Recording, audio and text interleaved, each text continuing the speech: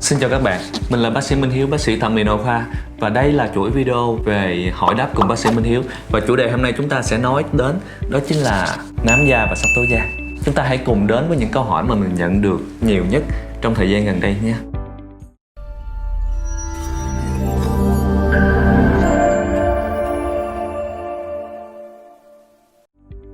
Câu hỏi đầu tiên, tàn nhang điều trị được khoảng bao lâu?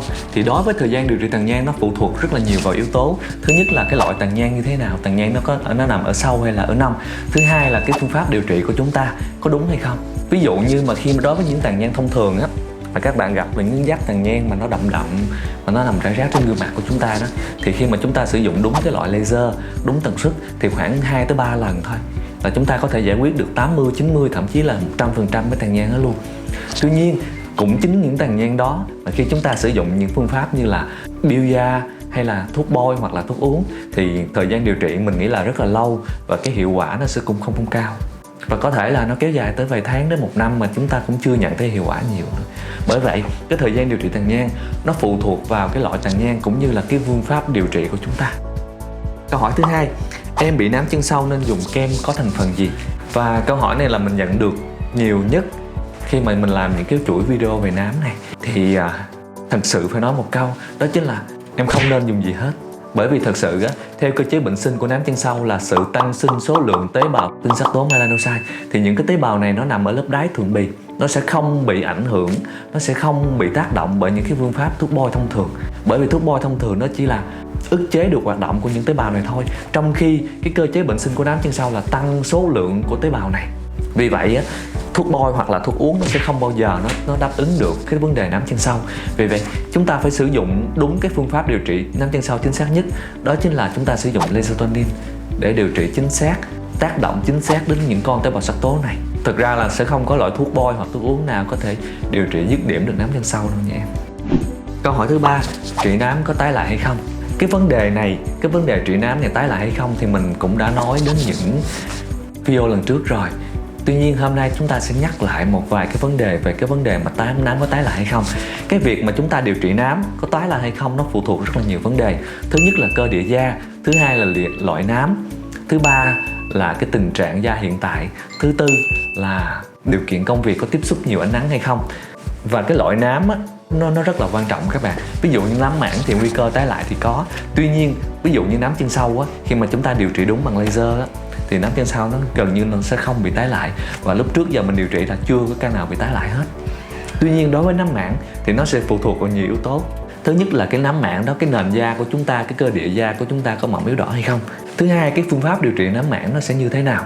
Ví dụ như chúng ta sử dụng thuốc uống hoặc thuốc bôi, hoặc là một số phương pháp thay da mà ức chế da, hoặc là một số phương pháp thay da sử dụng những kem ức chế, thì cái việc mà tái lại nám rất là nhanh, làm cho chúng ta hơi bị nản.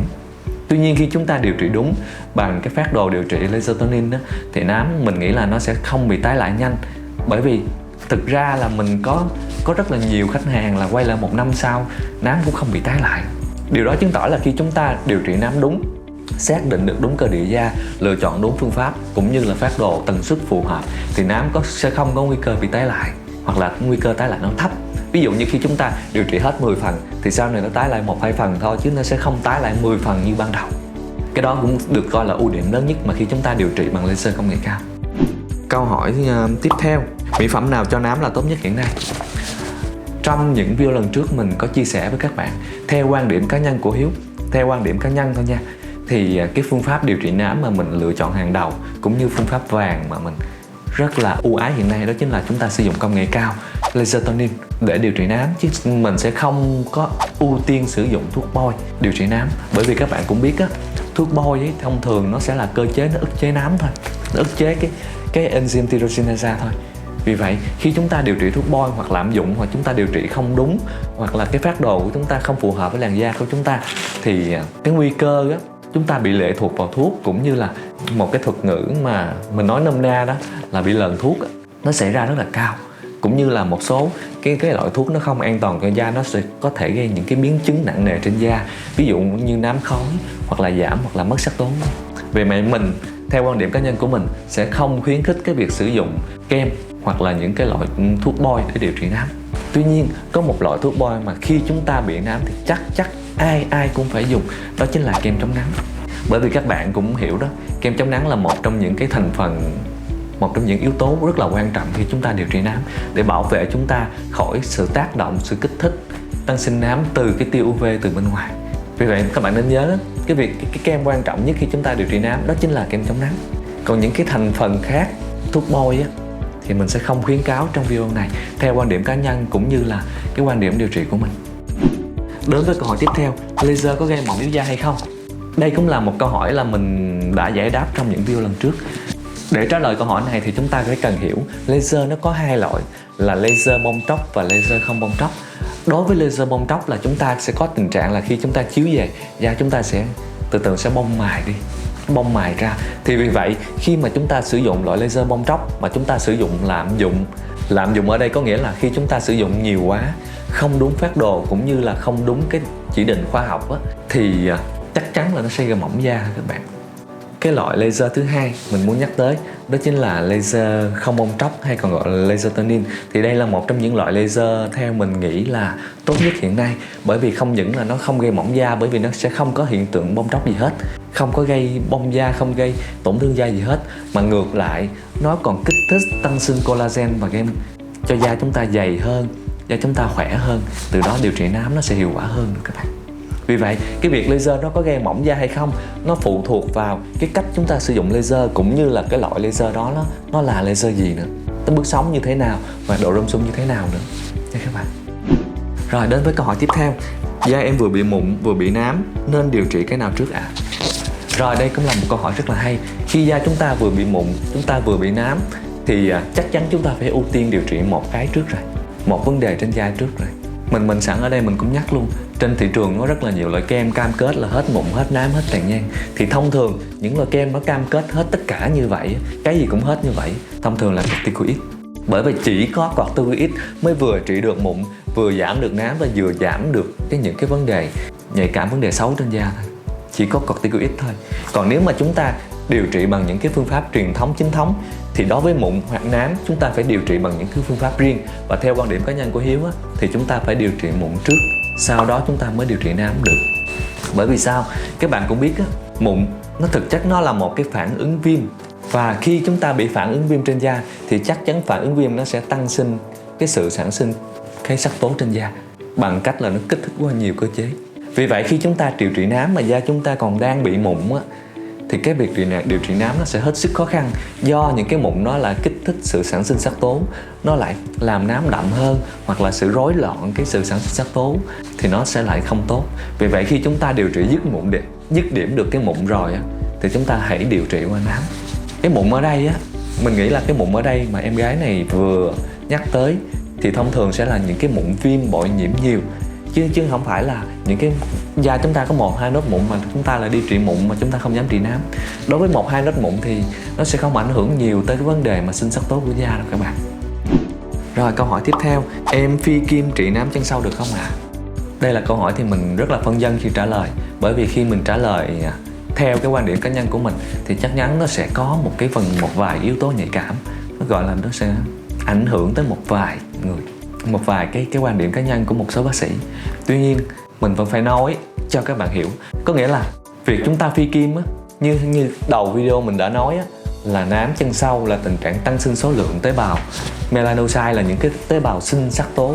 Vì vậy á, cái việc mà chúng ta phi kim á, nó sẽ không có cơ chế nào để điều trị được đúng cơ chế bệnh sinh của nám hori hết, của nám chân sau hết.